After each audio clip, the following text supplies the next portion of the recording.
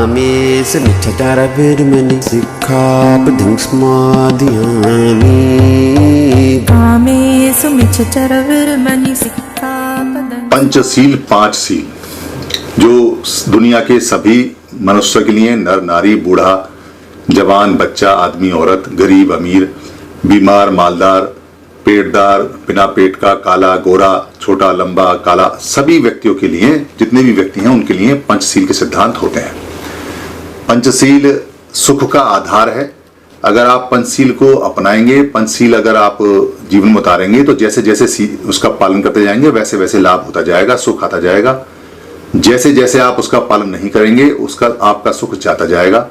जितनी मात्रा में पालन करेंगे उतना सुख आएगा, जितनी मात्रा में पालन नहीं करेंगे उतनी मात्रा में दुख बना रहेगा। दरअसल पूरे जो बुद्ध ने जितनी भी शिक्षाएं दी उनका सबका जो आधार आम पब्लिक के लिए है वो पंचशील है। पंचशील ही बुद्ध है, आप ये कह सकते हैं आम पब्लिक के लिए। मगर अगर इससे ज्यादा आगे जाना हो, पंचशील से आगे ज्यादा धर्म को जाना हो और मुक्ति की तरफ बढ़ना हो, मोक्ष की तरफ बढ़ना हो या लिबरेशन की तरफ बढ़ना हो, निब्बान की तरफ बढ़ना हो या अमर होना हो, अमत होना हो या मृत्यु का भय खत्म करना हो या इच्छाधारी मृत्यु प्राप्त करनी हो या मृत्युंजय करना हो या महामृत्युंजय करना हो या मृत्यु पर विजय करनी हो या मृत्यु पर विजय करनी हो या अपना खुद का मास्टर बनना हो, तब आदमी को इससे आगे बढ़ने के लिए और भी जो नियम है वो अप्लाई करने पड़ते हैं। इनमें एक आता है उपोषद का नियम या उपोषद के सील। ये 8 सील होते हैं उपोषद के, तो इनको 8 उपोषद सील बोलते हैं। पहले ये समझे कि उपोषद क्या है। आपने पोषक शब्द सुना होगा। पोषक, पोषक का मतलब है जो बच्चे को पोषक तत्व दिए जाते हैं खाने के लिए जिससे वो हेल्दी होता है, बढ़ता है, तो उसको पोषक बोलते हैं, न्यूट्रिशन बोलते हैं इंग्लिश के अंदर। तो पोषक तत्व हो गए। पोषक को पाली के अंदर पोषक बोलते हैं। अब उपोषद क्या है?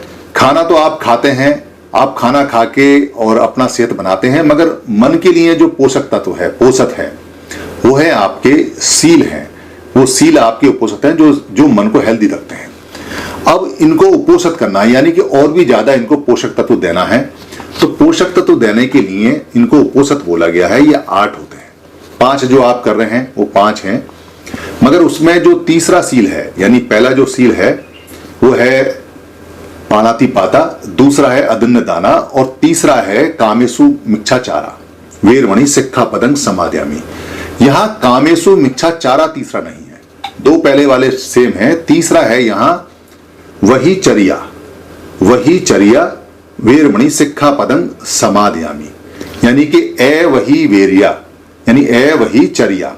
ए वही चर्या को ये पाली में वही बोलते हैं, इसको समझें। और अगर इसको संस्कृत भाषा में बोलेंगे तो ए ब्रह्मचर्या बोला जाएगा।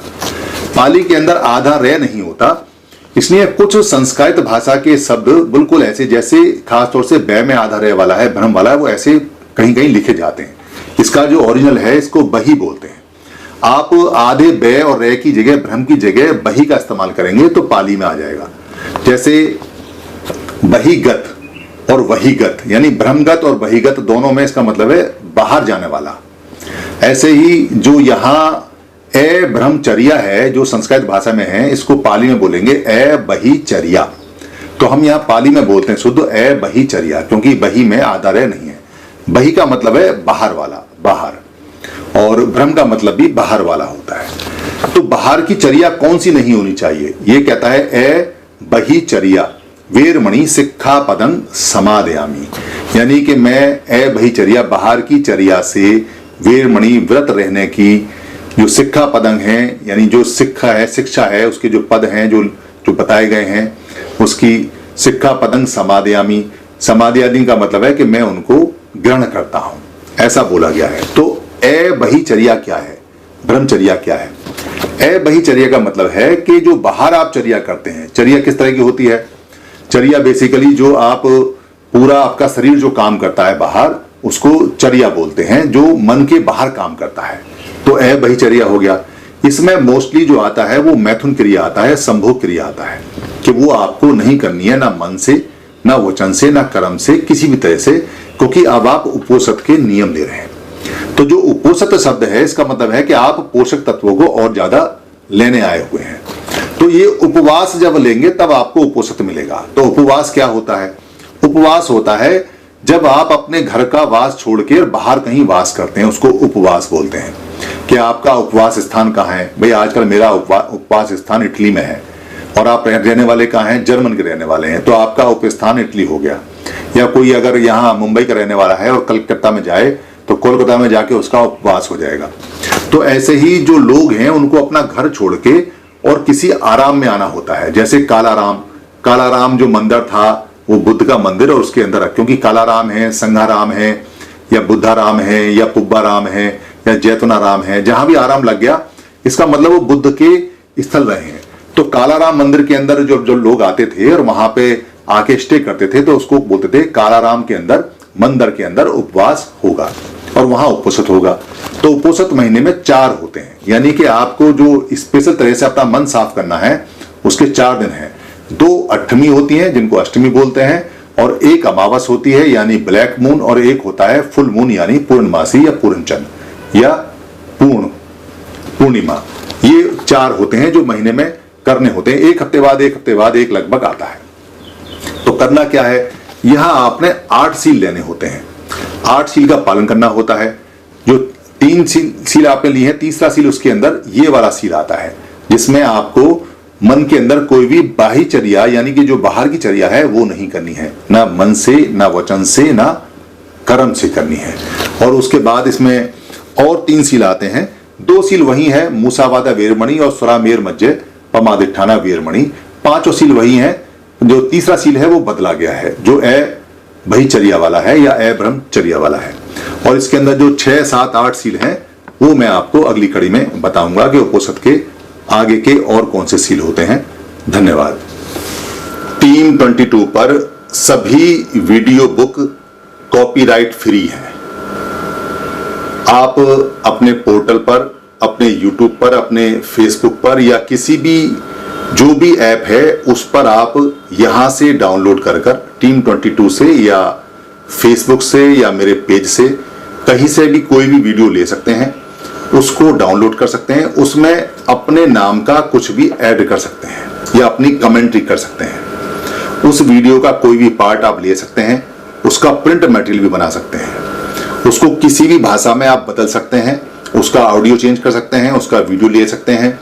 आप जैसे भी चाहें टीम 22 की किसी भी वीडियो का या सारी वीडियो का इस्तेमाल कर सकते हैं।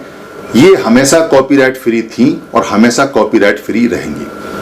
हमारा सिर्फ इतना काम होता है कि महापुरुषों की जो बातें हैं उन बातों को हम सरल भाषा में, आम भाषा में आप तक पहुंचा देते हैं।